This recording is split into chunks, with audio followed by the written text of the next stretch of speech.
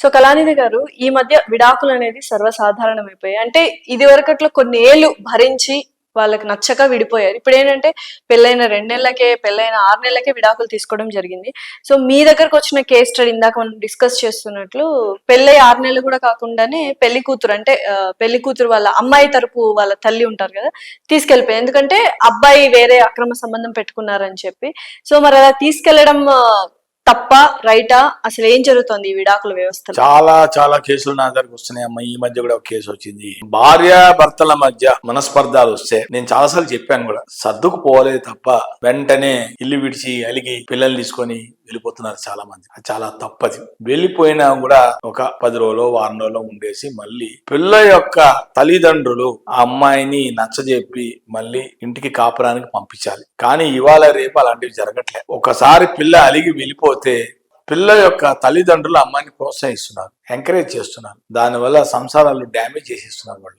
అందరూ కాదు, కొంతమంది. అది చాలా తప్పది. నచ్చజెప్పాలి పిల్లకి. ఎందుకమ్మా ఏమైంది, గొడవ ఏమైంది, వివాహం చేసేదాకా తల్లిదండ్రుల బాధ్యత. వివాహం అయిపోయిన తర్వాత కాపురం చేయాల్సింది అమ్మాయి. వాళ్ళ మధ్య భార్యాభర్తల మీద మనస్పర్ధాలు వచ్చాయి. ఈ అబ్బాయి కూడా ఈ మధ్య కాలంలో కొంతమంది అబ్బాయిలు కూడా కొడుతున్నారు. అది కూడా తప్పు. మ్యాన్ హ్యాండిల్ చేయకూడదు. పిల్ల మీద కూడా, భార్య మీద కూడా చాలా మంది మ్యాన్ హ్యాండిల్ చేస్తున్నారు. చాలా తప్పది. అది నచ్చజెప్పి అమ్మాయిని కన్విన్స్ చేసుకోవాలి. ఈ రోజుల్లో ఒకప్పుడు అంటే జనరేషన్ వేరు. ఇప్పటి జనరేషన్, లేటెస్ట్ జనరేషన్ లో ఒక్క మాట అన్నా ఎవడు పడట్లే. అమ్మాయి కూడా పడట్లే. ఎందుకంటే ఎడ్యుకేటెడ్, చదువుకున్నవాడు. ఎందుకు పడతారు మాట? సపోజ్ ఇద్దరు బోధారు ఎంప్లాయీస్. అమ్మాయి సంపాదించుకుని కూడా నువ్వు మాట అంటే ఊరుకుంటుందా?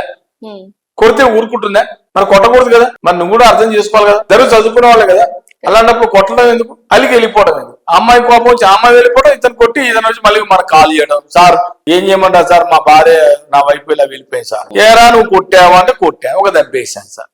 మరి కొట్టకూడదు కదరా బాబు. నువ్వు అమ్మాయిని నువ్వు కొట్టకూడదు, మేనేజ్ చేయకూడదు కదా. మరి నీ కూడా తప్పు ఉంది కదా. నువ్వు పని చేయి. నువ్వు డైరెక్ట్ గా ఇంటికి వెళ్ళి, వాళ్ళ ఇంటికి వెళ్ళు, అత్తగారింటికి వెళ్ళి కన్విన్స్ చేయి. తప్పు అయిపోయిందమ్మా, ఒకవేళ నా తప్పు ఉంటే నన్ను క్షమించాను అని చెప్పి నచ్చజెప్పి మళ్ళీ నీ భార్యని తెచ్చుకుంటే 10 కాలాల పాటు చల్లగా ఉంటారు.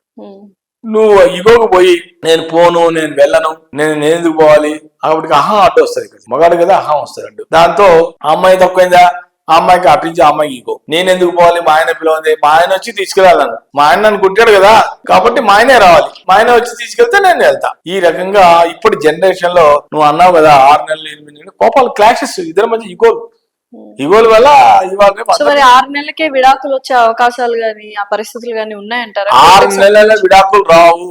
భార్య భర్తలు కనీసం 1 year దూరంగా ఉండాలి. ఇద్దరు సపరేట్ గా ఉండాలి. సపరేట్ గా ఉన్న తర్వాత 1 year తర్వాతనే వాడు అప్లై చేసుకోవాలి డైవర్స్ కి.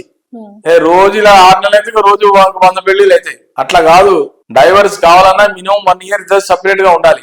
అప్పుడే వాళ్ళు అప్లై చేసుకోవాలి విడాకులకి. చేసుకుంటే దానిలో 2 రకాలు. మళ్ళీ మ్యూచువల్ కన్సెంట్ డైవర్స్ అంటే పరస్పర విడాకులు అంటారు. పరస్పర విడాకులు అంటే సపోజ్ సరే ఇద్దరి మధ్య మాట వచ్చింది, మిస్అండర్స్టాండింగ్ వచ్చాయి, భేదాభిప్రాయాలు వచ్చాయి. కాబట్టి నైస్ గా కొంతమంది ఎడ్యుకేటెడ్ వాళ్ళు అయితే చాలా నైస్ గా విడిపోయే వాళ్ళు ఉన్నారు. ఒక ల్యాండ్ మార్క్ జడ్జిమెంట్ వచ్చింది 2017 లో ఒకటి వచ్చింది యూపీ. ఆ ల్యాండ్ మార్క్ జడ్జి లో వాళ్ళిద్దరు భార్యాభర్తలు 8 years సపరేట్ గా ఉన్నారు. 8 years సపరేట్ గా ఉన్నారు.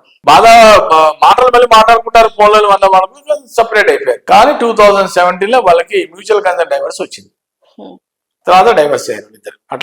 ఇట్లా కూడా ఈ దీంట్లో కూడా ఒకవేళ విడిపోవాలి, మ్యూచువల్ గా వెళ్ళిపోవాలంటే కోర్టు చుట్టూ తిరగకుండా ఒక 1 year ఆగి సపరేట్ అయిన తర్వాత పిటిషన్ చేసుకొని దాంట్లో ఒకటి ఉంది condition, MOU, memorandum of understanding అని. దాంట్లో కండిషన్స్ ఏముంటాయి? కండిషన్స్ వివాహం అప్పుడు అబ్బాయికి ఏమి ఇచ్చింది, ఒక ఉంగరమో, ఒక బైకో, ఓ క్యాషో, సమ్ క్యాష్ ఇచ్చి ఉంటారు కదా, అలాంటివి పెట్టుంటారు కదా.